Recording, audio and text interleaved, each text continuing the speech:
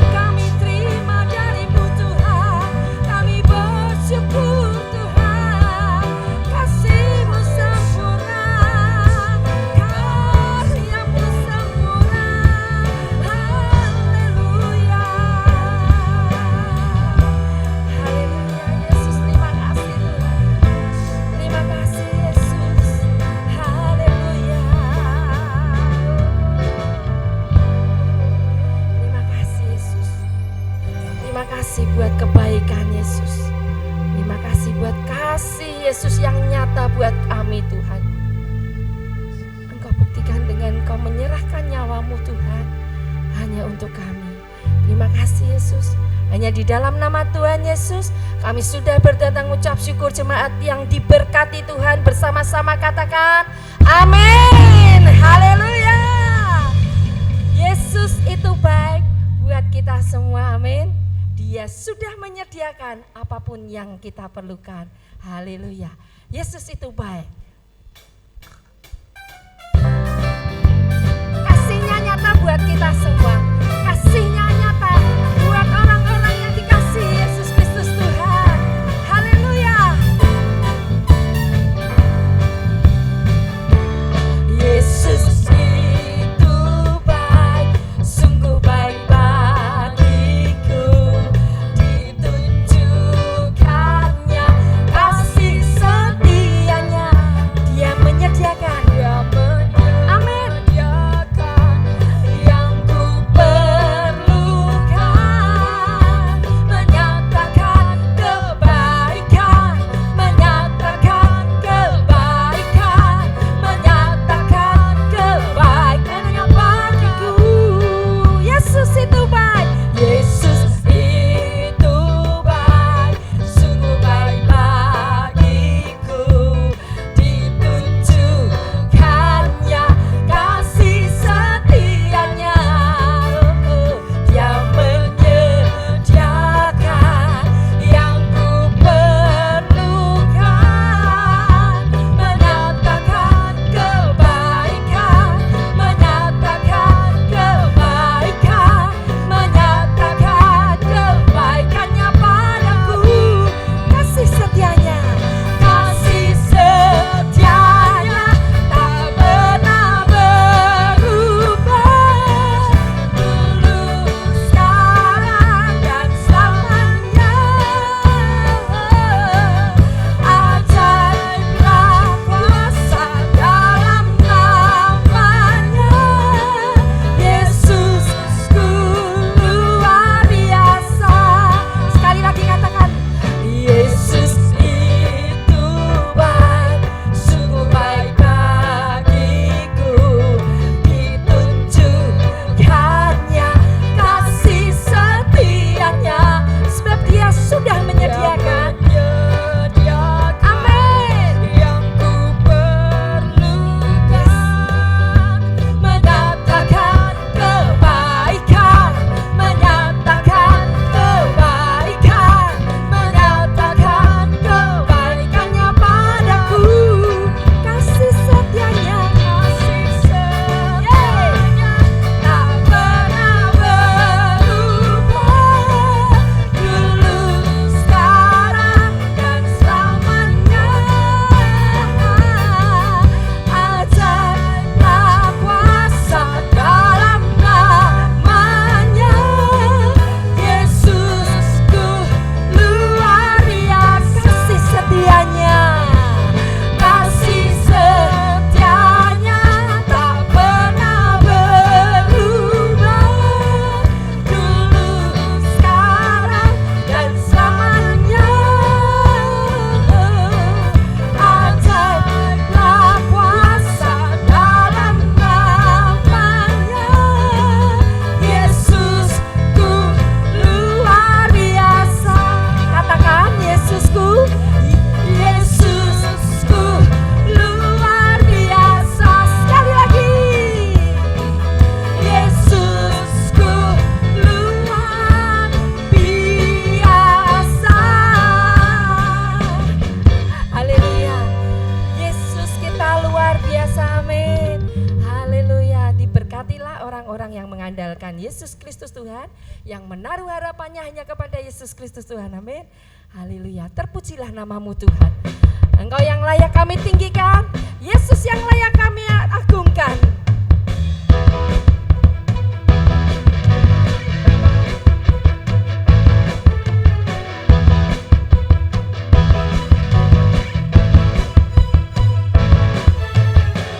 Terpujilah namamu Tuhan, kuat dan penuh kemuliaan.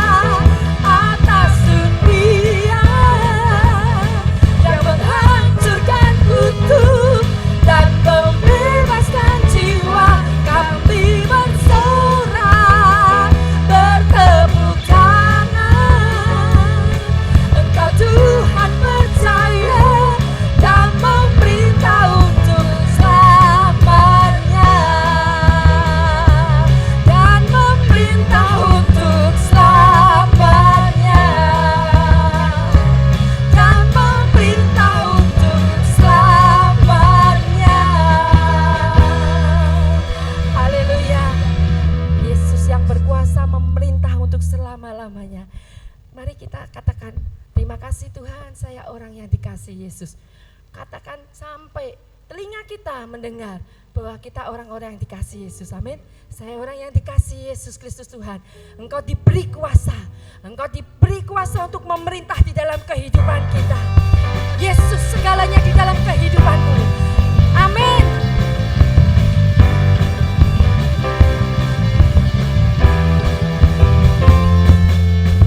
Ku diberi kuasa dari Raja Mulia, menaklukkan musuh di bawah kakiku. Kita pakai kuasa Yesus, kuasa dari Roh Kudus yang tercurah bagi kita semua. Karena Yesus ada bersamaku, siapa jadi lawanku? Tidak ada. Sungguh besar Kau Tuhanku, Engkau merisai hidupku. Ku berdiri dengan iman, iman dalam Yesus Tuhan. Kau yang memberi kemenangan, ku bersorak merayakan. Terpujilah Engkau Raja segala raja. Haleluya.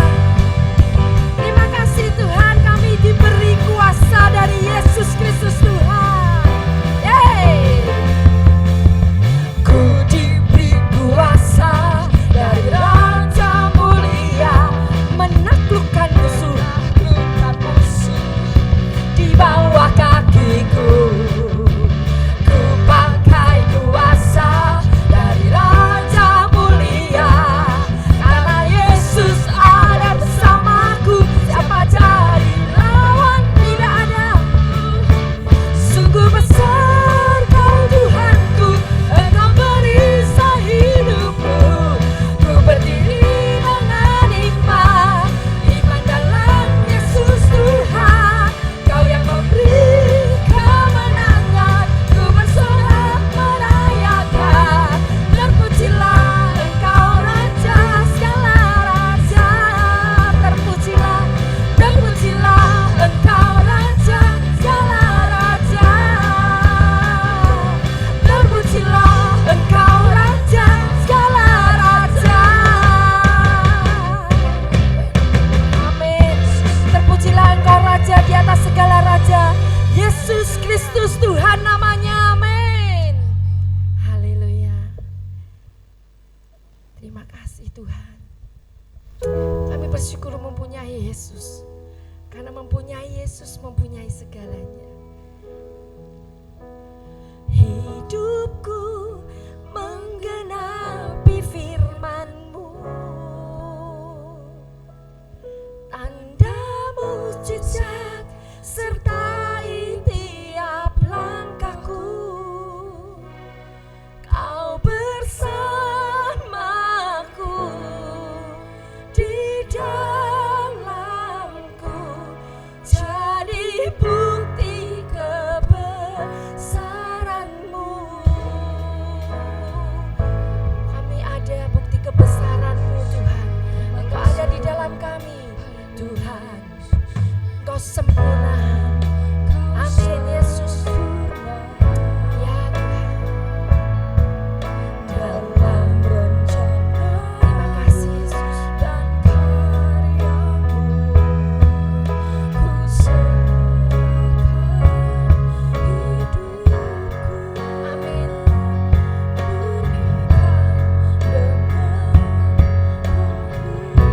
Haleluya.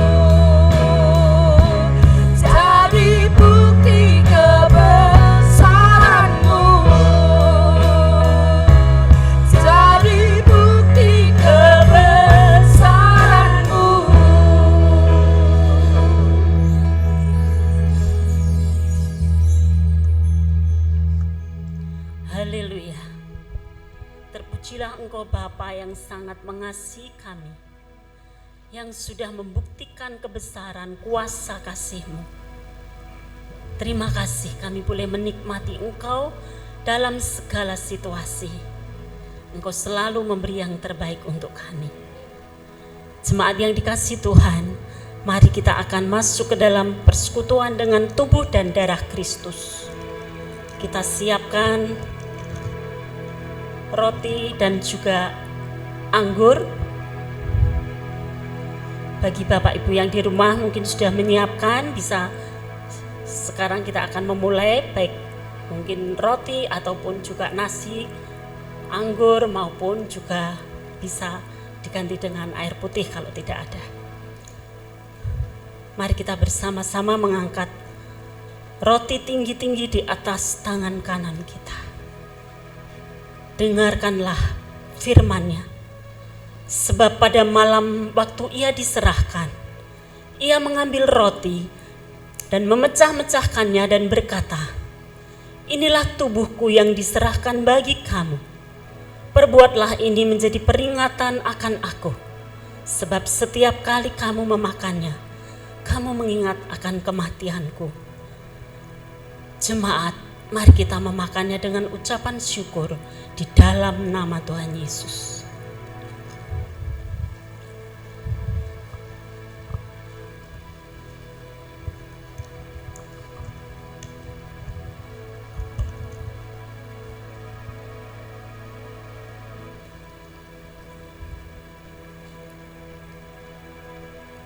Mari kita mengangkat cawan tinggi-tinggi. Sesudah itu Ia berkata, "Inilah darahku, darah perjanjian yang ditumpahkan bagi pengampunan dosa banyak orang. Perbuatlah ini menjadi peringatan akan aku." Saudaraku, darah Yesus sudah dicurahkan, membuktikan kasih-Nya kepada kita. Dia membasuh semua dosa, kesalahan dan pelanggaran kita. Dan sekarang kita layak, kudus dan dibenarkan di hadapan Bapa. Mari kita meminumnya dengan ucapan syukur. Kita berkata dalam nama Tuhan Yesus.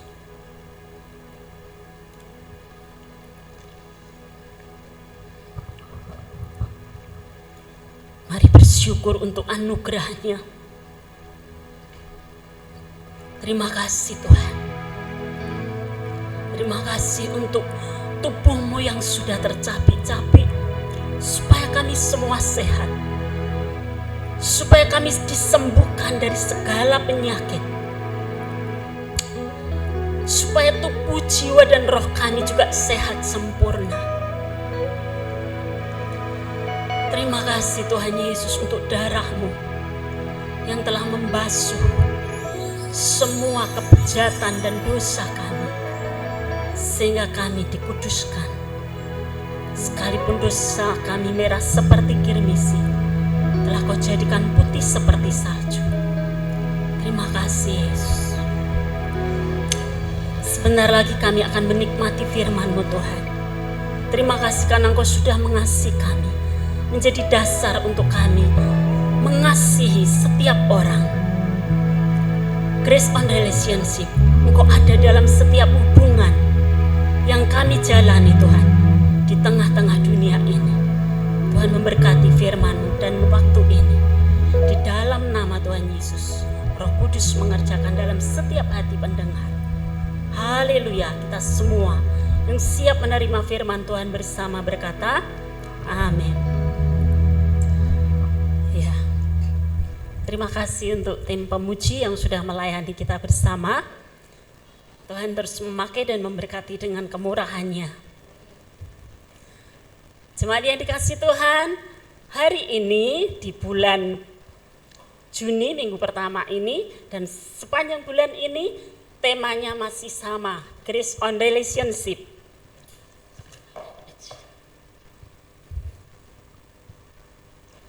Pagi hari ini saya menyampaikan firman Tuhan, ya, dalam hubungannya dalam kitab pergaulan di lintas agama, budaya, dan etnik.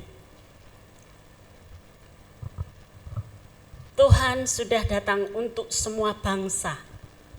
Tuhan Yesus sudah datang untuk memberkati semua etnik. Dia datang untuk membebaskan semua suku bangsa, supaya semua beroleh kemurahan dan kasih karunia-Nya. Amin.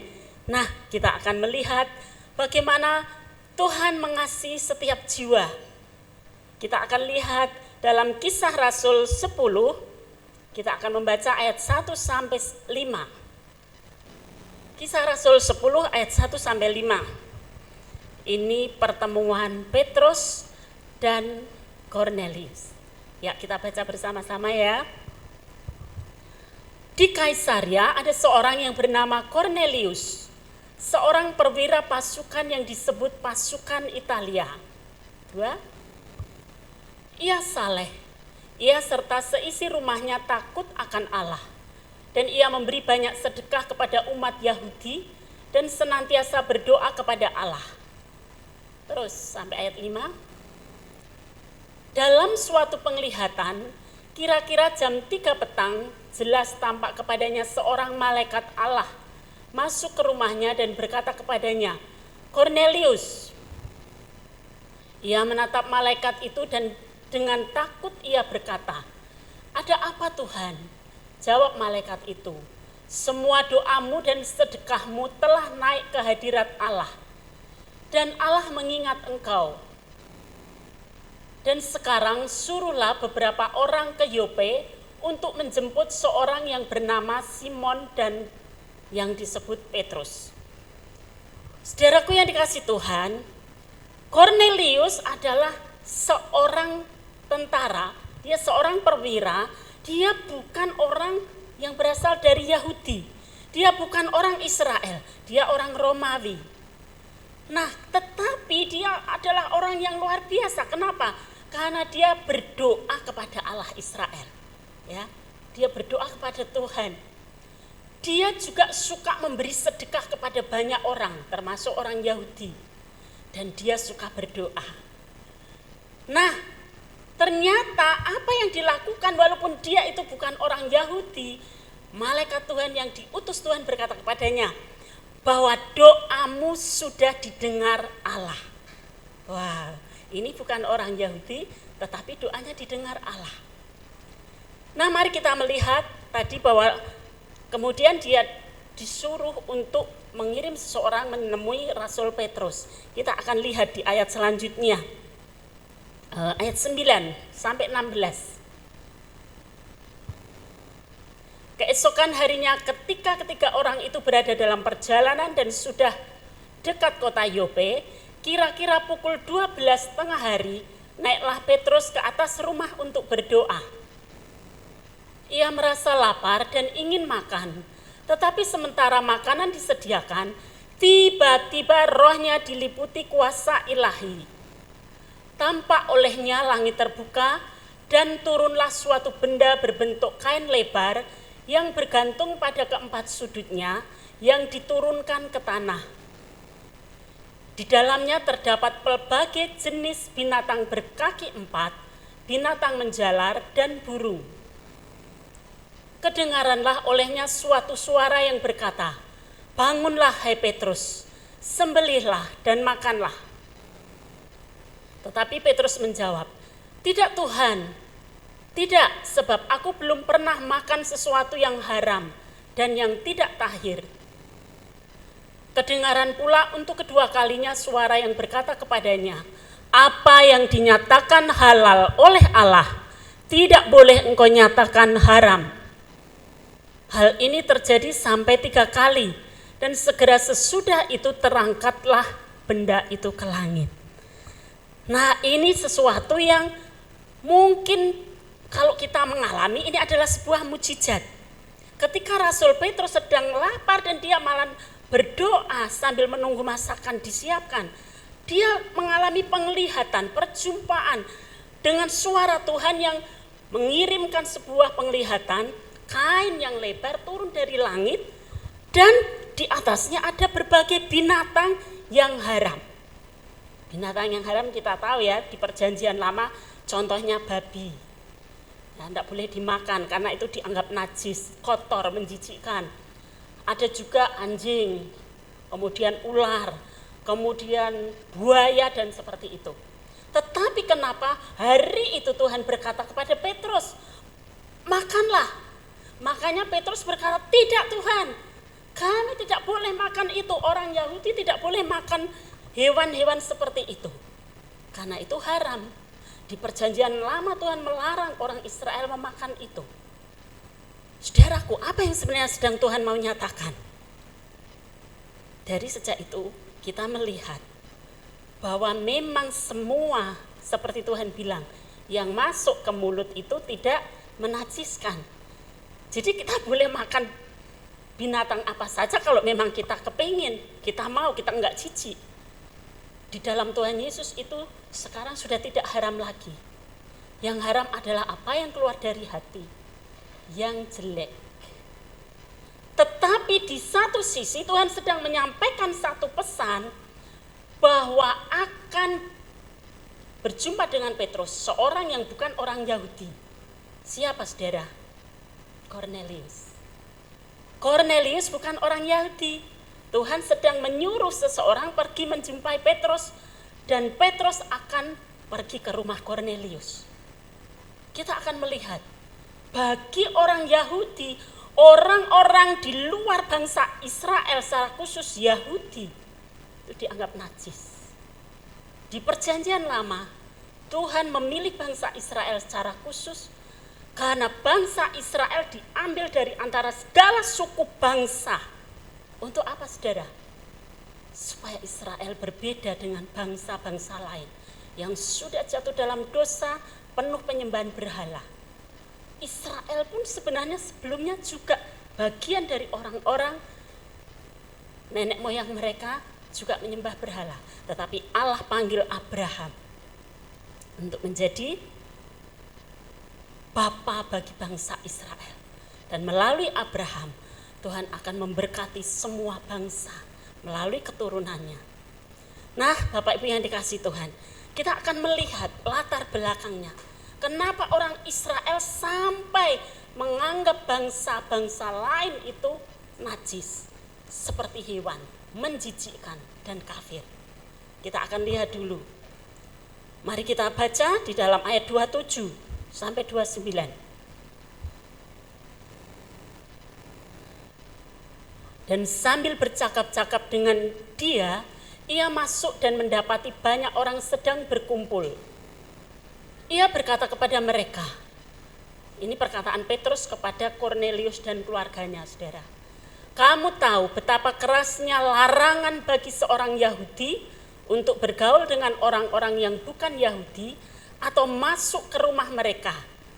Tetapi Allah telah menunjukkan kepadaku, Petrus berkata, Allah hari ini sudah menunjukkan kepadaku bahwa aku tidak boleh menyebut orang najis atau tidak tahir. Ya. Dulu orang Israel menganggap bangsa lain, bahkan sampai hari itu, sebelum hari itu, Petrus juga menganggap bangsa lain itu bangsa kafir. Bangsa yang kotor, menjijikkan seperti binatang. Tidak boleh bergaul dengan orang-orang dari bangsa lain.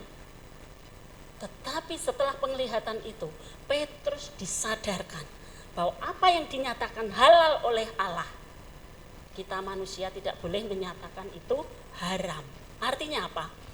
Bangsa-bangsa lain yang dinyatakan oleh Tuhan halal, manusia tidak boleh menganggap bangsa lain di luar sukunya, di luar rasnya, itu menjijikkan.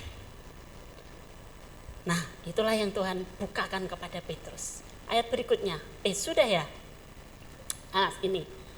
Itulah sebabnya aku tidak keberatan ketika aku dipanggil lalu datang kemari. Sekarang aku ingin tahu apa sebabnya kamu memanggil aku. Saudara, tadi kita sudah melihat Kornelius disuruh Tuhan mengutus seseorang untuk menjemput Petrus. Nah, ketika orang-orang itu menjemput Petrus, sambil orang-orang itu masih dalam perjalanan, Petrus sudah mendapat penglihatan. Dan terakhir dari penglihatan itu Tuhan berkata, sekarang turunlah, ada orang yang menjemput kamu. Jadi Petrus turun dari loteng tempat ia berdoa. Dia menemui tamu yang ada di tempat dia menginap itu. Dia sudah siap. Tamu-tamunya itu bukan orang Yahudi. Tamu-tamunya itu orang kafir.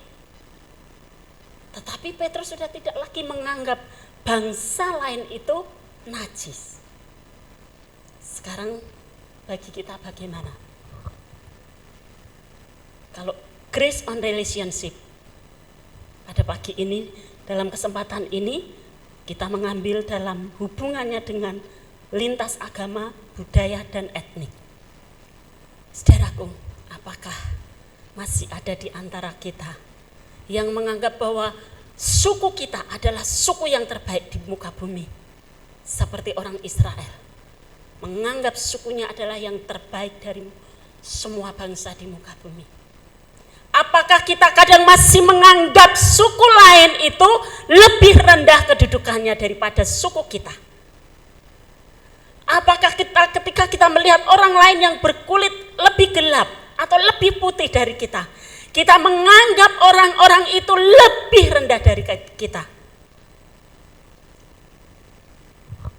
Ketika kita bertemu dengan seseorang, orang itu mungkin lebih miskin secara materi. Orang itu mungkin lebih rendah secara IQ. Orang itu mungkin secara fisik tidak secakep kita. Apakah kita memandang mereka rendah? Jika demikian, maka kita sudah melakukan hal yang tidak benar di hadapan Tuhan. Karena melalui pengajaran firman pagi ini, kita melihat bahwa Tuhan kita Yesus Kristus mengasihi semua bangsa. Setelah kematian dan kebangkitan Tuhan Yesus, Tuhan tidak lagi membedakan suku bangsa, etnis, golongan dari manapun, ras apapun. Di mata Tuhan, Yesus sudah menjadi berkat bagi segala bangsa. Keturunan Abraham yang ditunjuk oleh Allah Bapa adalah Allah yang menjelma menjadi manusia melalui keturunan Abraham. Garis dari keturunan Israel Yehuda, lahirlah Yesus Sang Juru Selamat. Dialah yang dinubuatkan dalam Kejadian 3 ayat yang ke-15, keturunan perempuan itu akan meremukkan kepala ular. Dan itu adalah Yesus.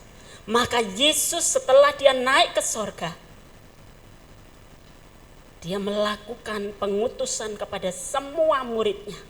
Kita tahu apa perintah Tuhan Yesus atau perkataan terakhir Tuhan Yesus? Pak Peter masih ingat? Amanat agung yang Tuhan katakan? Matius 28 ayat 19 ya. Karena itu pergilah, jadikanlah semua bangsa muridku, baptiskanlah mereka dalam nama Bapa dan Anak dan Roh Kudus. Artinya apa? Tadi saya mempelajari semua bangsa, nation, itu ternyata dalam bahasa Yunani, bahasa Alkitab Perjanjian Baru, pakai kata etnos. Nation itu bahasa Yunani, bahasa asli Alkitab Perjanjian Baru, pakai kata etnos. Dan itu artinya apa? Orang di luar Yahudi, orang kafir, orang yang tidak menyembah Tuhannya Israel, itu disebut etnos. Jadi Yesus sedang berkata, pergilah, jadikanlah semua suku bangsa di bumi ini muridku. Enggak hanya untuk Yehuda, enggak hanya untuk Israel Yesus datang, tetapi dia datang untuk semua ras, dia datang untuk semua suku, dia datang untuk semua etnis, dan kita semua termasuk. Amin. Hari ini kita terima Yesus, itu karena hasil dari pelayanan para rasul. Ya, secara khusus Tuhan mengutus hari itu Rasul Petrus untuk menemui Kornelius yang bukan orang bangsa Yahudi. Rasul Paulus juga Tuhan panggil setelah pertobatannya. Tuhan berkata bahwa orang ini yaitu Rasul Rasul Paulus ketika dia dalam pertobatannya, ya, seorang yang disuruh Tuhan untuk mendoakan, dia sempat ragu-ragu. Nanti bisa dibaca di dalam Kisah Rasul 9, saudara, tentang pertobatan Saulus. Di sana Tuhan menyuruh seseorang untuk mendoakan dia, orang itu tidak mau. Kenapa? Karena dia tahu Saulus itu terkenal benci dengan orang Kristen. Saulus itu benci dengan Yesus. Dia sedang ingin menangkapi orang Kristen. Tetapi ternyata Tuhan panggil orang yang sejahat itu, suka membunuh orang Kristen, malah Tuhan panggil untuk menjadi alat Tuhan, memberitakan firman Tuhan untuk segala bangsa. Nah, tapi mari kita lihat latar belakang kenapa Israel menganggap diri seperti tadi, saudara. Petrus kan berkata, ada larangan keras bagi orang Yahudi untuk pergi ke rumah orang bukan Yahudi. Mari kita lihat kenapa sampai Petrus pun dan teman-temannya menganggap hal itu juga. Kita lihat di kitab Ulangan.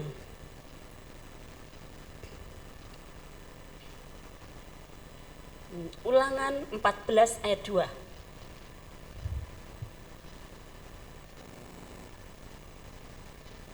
Ya, saya bacakan. Sebab engkaulah umat yang kudus bagi Tuhan Allahmu, dan engkau dipilih Tuhan untuk menjadi umat kesayangannya dari antara segala bangsa yang di atas muka bumi. Perkataan firman ini Tuhan ucapkan kepada bangsa Israel melalui Nabi Musa, bahwa bangsa Israel adalah umat kesayangan Tuhan dari antara segala bangsa di bumi. Jadi memang di perjanjian lama, bangsa-bangsa di sekitar Israel bahkan di seluruh muka bumi itu menyembah berhala. Nah, Tuhan benci kepada penyembah berhala. Maka dia mengambil satu bangsa yang dia punya tujuan, Tuhan punya tujuan ngambil Israel untuk menjadi bangsa pilihan, supaya menjadi bangsa yang kudus, beda dengan bangsa lain, ya, tidak kafir, tidak najis. Kenapa? Kalau bangsa Israel menyembah Tuhan. Ya, kita lihat lagi. Tadi di situ Tuhan bilang bahwa Israel menjadi umat kesayangan Tuhan.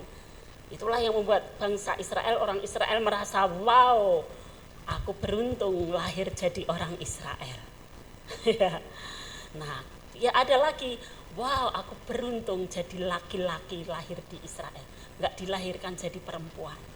Kita lihat di dalam kitab Keluaran 19 ayat 5 sampai 6. Keluaran 19 ayat 5 sampai 6. Jadi sekarang jika kamu sungguh-sungguh mendengarkan firman-Ku dan berpegang pada perjanjian-Ku, maka kamu akan menjadi apa, saudara? Apa, Bu Else? Harta kesayangan Tuhan. Kalau bangsa Israel sungguh-sungguh mendengarkan Tuhan dan berpegang pada perjanjian Tuhan, maka Israel menjadi harta kesayangan Tuhan sendiri dari antara segala bangsa, sebab akulah yang mempunyai seluruh bumi. Ayat, ya ini sudah. Jadi inilah yang membuat Israel, orang-orang Israel itu merasa bangga dan dalam tanda kutip sombong. Menganggap orang lain bangsa kafir itu binatang, menjijikkan. Itulah yang juga masih tertanam di hati para murid Tuhan Yesus. Gak boleh bergaul dengan orang-orang di luar Yahudi. Tetapi semua itu sekarang dihapuskan ketika Yesus sudah mati dan bangkit untuk semua bangsa. Amin. Halo. Amin. Kita ini dulu juga orang yang dianggap najis. Di hadapan Allah kita seperti binatang. Karena apa? Nyembah berhala. Bangsa-bangsa lain di seluruh muka bumi nyembah berhala. Saya ingat juga orang tua saya dulu, waktu saya masih kecil sebelum keluarga kami dipanggil Tuhan. Keluarga kami dipanggil Tuhan secara khusus dari desa tempat kami itu hanya keluarga kami. Satu dusun yang Tuhan panggil duluan. Puji Tuhan hari ini sudah ada beberapa keluarga baru yang Tuhan panggil. Tapi ayah saya dulunya seorang penyembah berhala. Dia setiap berapa hari dia bikin sesaji untuk keris-keris yang dia punya, senjata-senjata. Kalau setahun sekali pergi ke kuburan atau satu tempat yang keramat, bawa makanan bersama seluruh kampung. Tetapi puji Tuhan, kasih karunia Tuhan sudah membukakan mata rohani keluarga kami. Sehingga kami, Tuhan selamatkan, dibebaskan dari semua belenggu itu. Hari ini keluarga kami, seluruh terah Mbah Josuwito adalah milik Yesus sampai ke buyut-buyutnya. Amin saudara, itulah kebahagiaan luar biasa. Itu adalah anugerah pemberitaan Injil dari para rasul sampai ke Indonesia melalui orang-orang yang diutus Tuhan.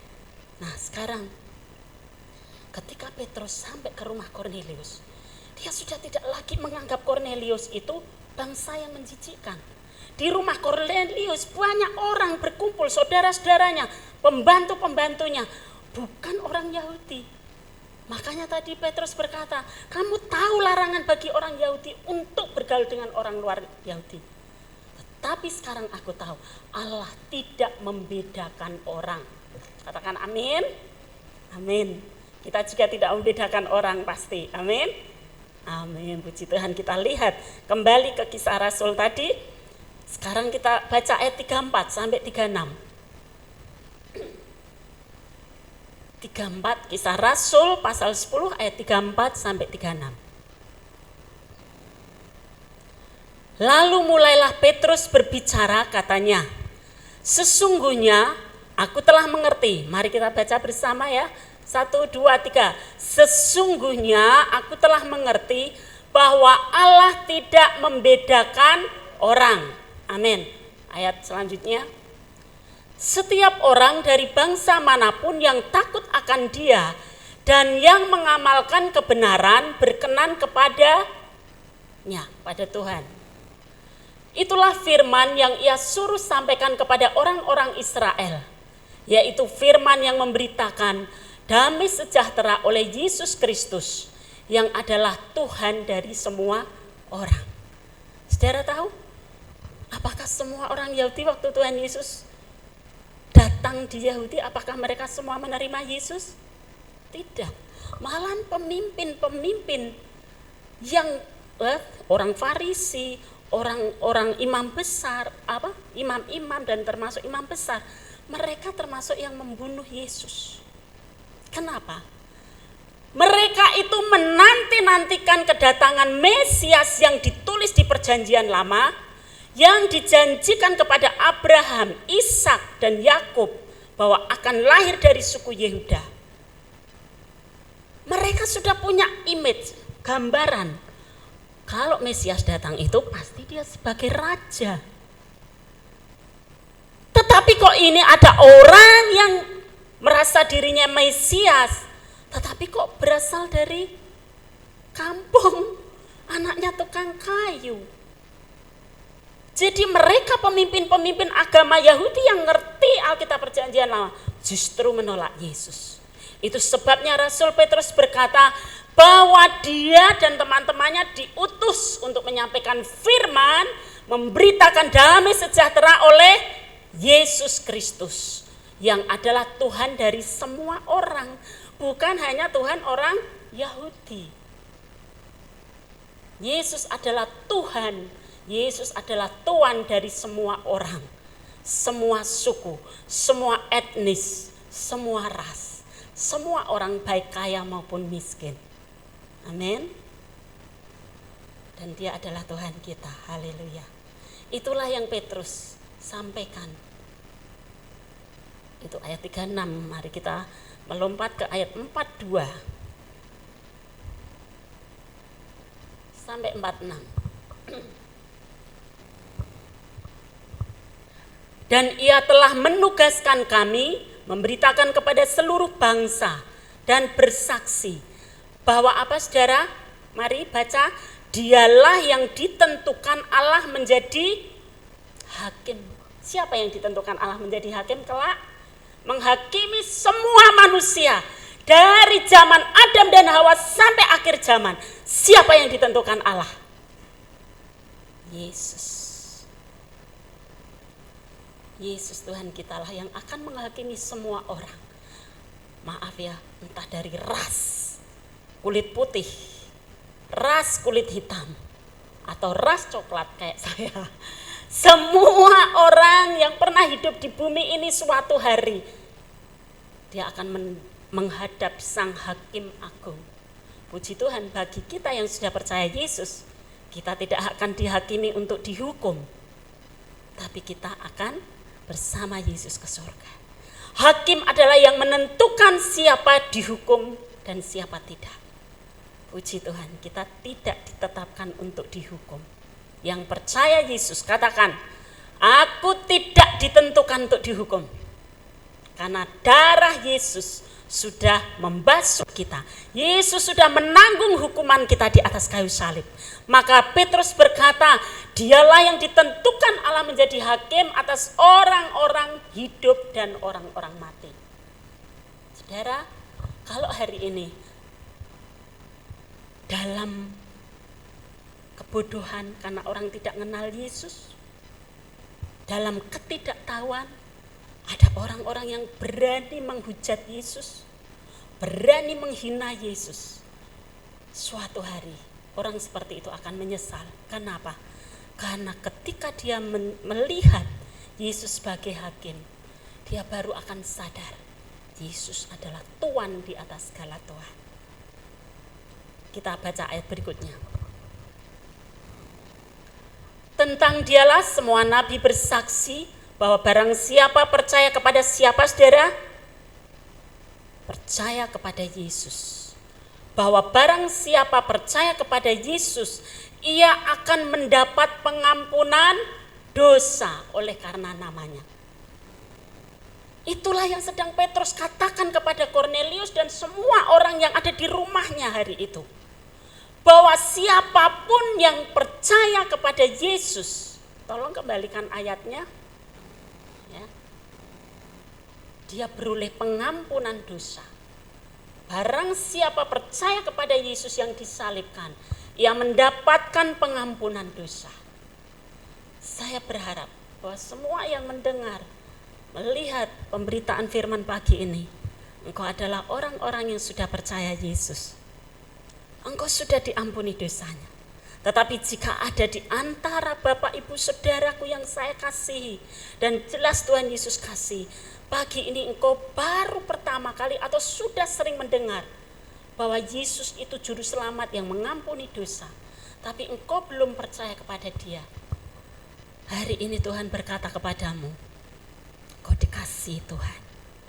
Engkau dikasihi Allah. Allah mengirim Yesus Kristus untuk menebus dosamu dengan rela mati dihukum di kayu salib, supaya engkau beroleh pengampunan dosa, supaya engkau diangkatnya menjadi anak Allah. Yohanes 1 ayat 12 berkata, saudara ingat? Lia ingat? Tetapi semua orang yang percaya kepada Dia, Dia disebut anak-anak Allah. Kalau pagi ini engkau meresponi tawaran kasih Tuhan untuk mengampuni dosamu, untuk menyelamatkan engkau melalui pengorbanan Yesus Kristus yang mati di atas kayu salib, yang bangkit dari antara orang mati pada hari ketiga, maka hari ini engkau, saat ini juga engkau menerima pengampunan dosa dan engkau menjadi anak Allah. Jadi mari terima Yesus dalam hatimu. Untuk engkau yang belum pernah menerima Dia sebagai juru selamatmu. Lanjut sampai ayat 46. Ketika Petrus sedang berkata demikian, turunlah apa saudara? Roh Kudus ke atas semua orang yang mendengarkan pemberitaan itu. Lanjut. Dan semua orang percaya dari golongan bersunat yang menyertai Petrus tercengang-cengang karena melihat bahwa karunia Roh Kudus dicurahkan ke atas bangsa-bangsa lain juga. 46. Sebab mereka mendengar orang-orang itu berkata-kata dalam bahasa roh dan memuliakan Allah. Lanjut, masih lanjut. Lalu kata Petrus, Bolehkah orang mencegah untuk membaptis orang-orang ini dengan air, sedangkan mereka telah menerima Roh Kudus sama seperti kita? Terus, lalu ia menyuruh mereka dibaptis dalam nama Yesus Kristus. Kemudian mereka meminta Petrus supaya ia tinggal beberapa hari lagi bersama-sama dengan mereka. Saudara, perhatikan. Ketika Petrus sedang memberitakan kabar baik, ketika Petrus sedang memberitakan Injil bahwa ada pengampunan dosa di dalam Yesus Kristus, bahwa siapa yang percaya Yesus, dia didamaikan dengan Allah. Saat itu Kornelius dan seluruh keluarganya tiba-tiba kepenuhan Roh Kudus. Padahal mereka bukan orang Yahudi. Dan kemudian mereka berbahasa roh. Kemudian mereka meluap-luap seperti waktu para rasul menerima Roh Kudus. Sehingga Petrus berkata, bagaimana mungkin kita mencegah orang untuk membaptis dengan air, sedang mereka sudah dibaptis dengan Roh Kudus? Artinya apa, saudara? Roh Kudus diberikan kepada semua orang dari bangsa manapun yang percaya Yesus. Saudara sudah menerima Roh Kudus? Sudah belum? Siapa yakin di dalam dirinya sudah ada Roh Kudus? Angkat tangan. Amin. Apakah Roh Kudus akan meninggalkan kita kalau kita berbuat dosa? Tidak. Tuhan Yesus berkata, dan ia akan menyertai kamu. Roh Kudus akan menyertai kamu. Sebelum Yesus mati dia berkata seperti itu. Artinya apa, saudara? Semua orang yang percaya Yesus, ketika dia percaya, Roh Kudus masuk ke hatinya. Minggu lalu kita sedang memperingati Pentakosta, turunnya Roh Kudus. Ketika para rasul sedang berdoa, tiba-tiba turunlah Roh Kudus memenuhi ruangan itu berupa tiupan angin. Nah, hari ini semua orang percaya sepanjang zaman, sejak gereja sampai akhir zaman nanti, yang sudah percaya Yesus, orang itu didiami Roh Kudus. Roh Allah yang membimbing dia, yang menghibur dia, yang memberi dia kekuatan, yang menolong dia dalam pergumulan berat. Mungkin hari-hari ini kita semua menghadapi kesulitan, mau pergi keluar tidak bebas seperti dulu lagi. Mungkin kita mendengar di TV banyak orang meninggal karena virus corona. Tetapi Tuhan Yesus berkata, Roh Kudus, Roh penolong, dia akan menolong kita. Amin. Kita percaya Roh Kudus yang ada di dalam kita selalu menguatkan kita, menghibur kita. Bahkan Yesus berkata, kamu akan menerima kuasa kalau Roh Kudus turun ke atas kamu. Jadi kita, termasuk keluarganya Kornelius, kita semua yang percaya Yesus sudah didiami Roh Kudus. Puji Tuhan, ini kabar baik, saudara. Dan siapapun engkau yang mau terima Yesus, dari segala bangsa, dari segala latar belakang, miskin, kaya, ganteng atau jelek, gemuk atau langsing, engkau percaya Yesus, engkau terima Roh Kudus. Engkau beroleh kuasa, engkau beroleh kekuatan untuk menjalani kehidupan ini. Nah, sekarang mari kita melihat, kalau Yesus sudah menerima semua bangsa, apa yang mestinya kita lakukan? Sekarang kita hidup sebagai orang yang percaya. Apa yang semestinya kita lakukan? Kita bersikap kepada orang-orang yang tidak sama dengan kita. Kita lihat Yakobus 2 ayat 1.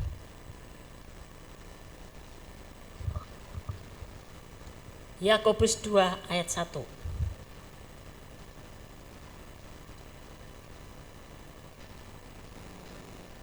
Mari kita baca. 1, 2, 3. Saudara-saudaraku, sebagai orang yang beriman kepada Yesus Kristus Tuhan kita yang mulia, janganlah iman itu kamu amalkan dengan memandang muka.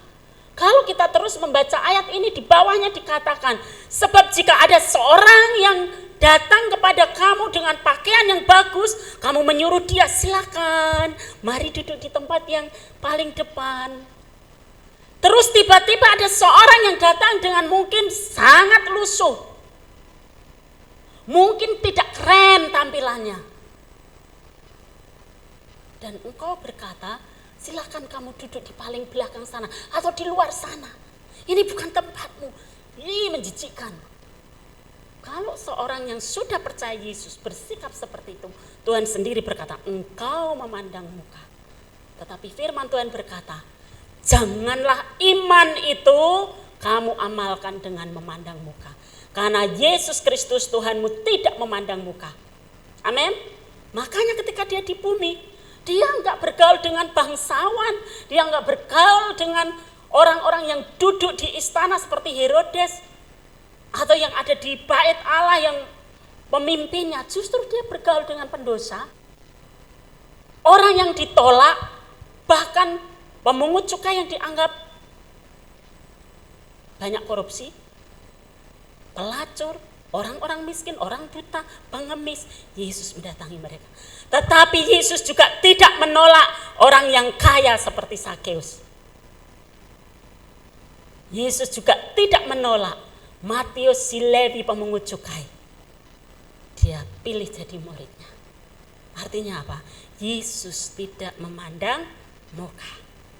Dan saya percaya jemaat JKI Puri Marina juga seperti Yesus. Kita tidak merendahkan orang lain, kita tidak memandang muka. Kepada orang yang kaya kita berlaku ramah, hormat, tapi kepada yang tidak kaya kita berlaku enggak menghargai. Pasti tidak ada di antara kita. Pasti tidak ada di antara orang-orang beriman. Kita lihat ke kitab Petrus. 1 Petrus 2 ayat 9. 1 Petrus 2 ayat 9. Mari baca bersama. 1, 2, 3. Tetapi kamulah bangsa yang terpilih, imamat yang rajani, bangsa yang kudus, umat kepunyaan Allah sendiri, supaya kamu apa saudara? Memberitakan perbuatan-perbuatan yang besar dari Dia yang telah memanggil kamu keluar dari kegelapan kepada terangnya yang ajaib. Sekarang bangsa pilihan Allah itu bukan bangsa Israel saja. Sekarang umat pilihan Allah yang menjadi imamat di hadapan Tuhan bukan orang dari suku Lewi saja. Tapi Tuhan berkata, kamulah Elsel, Sri Partini, Peter, Didi, Vincent, kamu adalah umat pilihan Allah. Kamulah bangsa yang terpilih, kamulah imamat rajani yang berhak melayani Tuhan. Imam-imam yang melayani di rumah Tuhan, kita melayani di rumah Tuhan. Supaya apa? Dikatakan bangsa yang kudus. Bangsa yang kudus bukan hanya Israel yang tidak makan daging dan lain-lain. Tapi bangsa kudus sekarang adalah kita yang ditebus darah Yesus. Bangsa yang kudus adalah bangsa yang hidup dalam kebenaran karena dibenarkan oleh Sang kebenaran. Darah Yesus membenarkan kita. Supaya apa saudara? Supaya kamu memberitakan perbuatan-perbuatan Tuhan yang besar. Ya. Bagaimana dulu kita mungkin dililit utang, Tuhan mengubah keadaan kita. Itu perbuatan Tuhan yang besar. Bagaimana saya dulu terpuruk, Tuhan pulihkan. Itu adalah perbuatan yang besar. Dan Tuhan mau kita menceritakan mujizat perbuatan-perbuatan Tuhan Yesus yang hebat itu, yang mengasihi kita.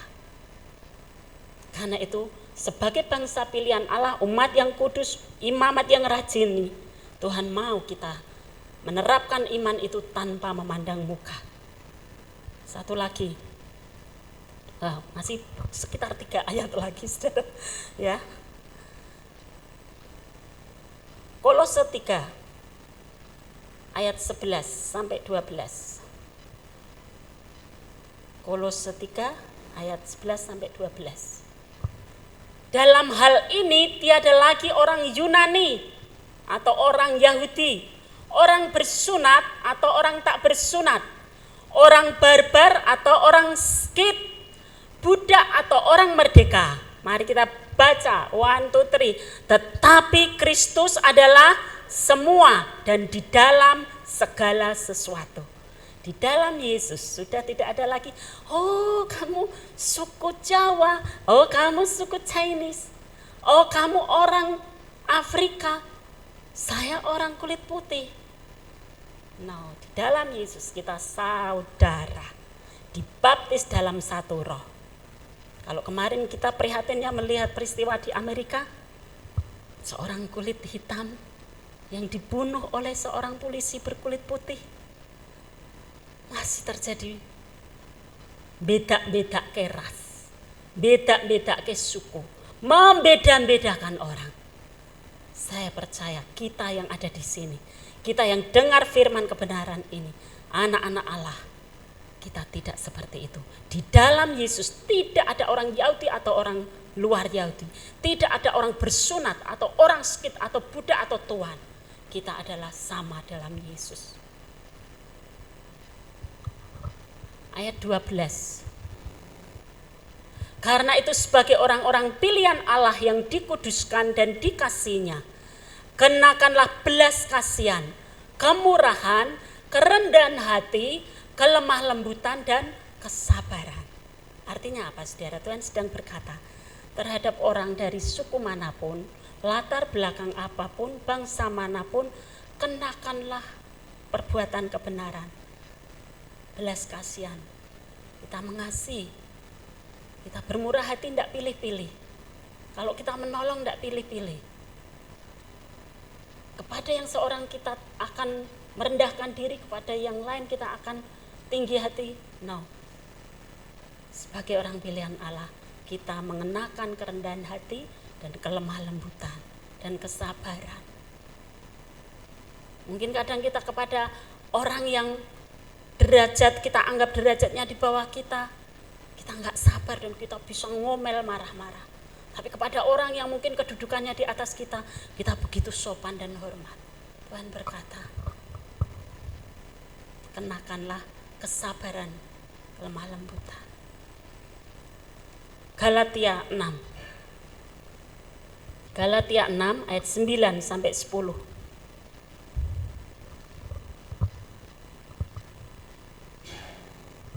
Mari baca bersama-sama, pemusik bisa maju ke depan. Ya, kita baca ini. Janganlah kita jemu-jemu berbuat baik, karena apabila sudah datang waktunya, kita akan menuai jika kita tidak menjadi lemah. Sampai ayat 10. Karena itu, selama masih ada kesempatan bagi kita, marilah kita berbuat baik kepada siapa, saudara? Semua orang, tetapi terutama kepada kawan-kawan kita seiman. Tuhan mau kita berbuat baik kepada semua orang, dari latar belakang apapun, ras, agama maupun bahasa, suku bangsa. Tuhan mau kita berbuat baik kepada mereka. Amin. Biarlah Kristus memimpin kita, menyanggupkan kita mengasihi, sebagaimana Kristus mengasihi semua bangsa. Demikianlah kita. Kasih yang terindah, hati yang mulia.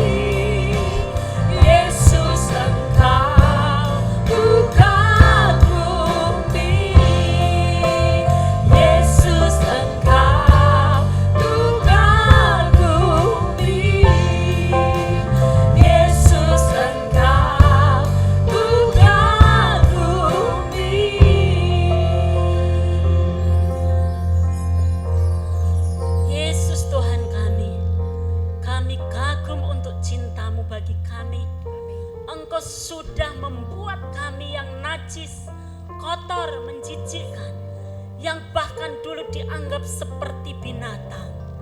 Di hadapan-Mu kami tidak layak, bangsa-bangsa yang menyembah berhala. Tetapi puji Tuhan, hari ini kami beroleh kasih karunia-Mu oleh pengorbanan Tuhan Yesus di atas kayu salib. Kau mendamaikan kami dengan Bapa. Kau mendamaikan kami dengan diri-Mu sendiri, Tuhan Yesus, dengan Roh Kudus dan dengan diri kami. Kau mendamaikan kami dengan sesama kami. Terima kasih untuk karya salib-Mu, Tuhan, membuat kami juga Kau mampukan untuk mengasihi semua orang tanpa membeda-bedakan, tanpa memandang muka, sebagaimana Kristus mengasihi semua orang dari latar belakang apapun, bangsa manapun. Dan kami percaya Engkau membuat kami juga mampu melakukan itu. Sebab bukan kami yang melakukan, tapi Kristus, Roh Kudus yang ada di dalam kami, Roh Allah yang dahsyat, yang sudah mengasihi kami, menerima kami. Kami juga bisa menerima siapapun dari latar belakang apapun. Terima kasih Tuhan Yesus. Jemaat, mari kita akan mengakhiri ibadah ini. Kita akan terima berkat, doa berkat oleh Pak Vincent.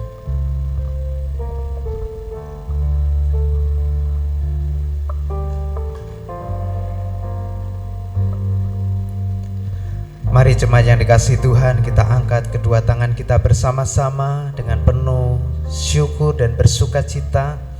Percayalah bahwa hari-hari yang kita lewati bersama-sama, kita tidak akan pernah ditinggalkan sendirian.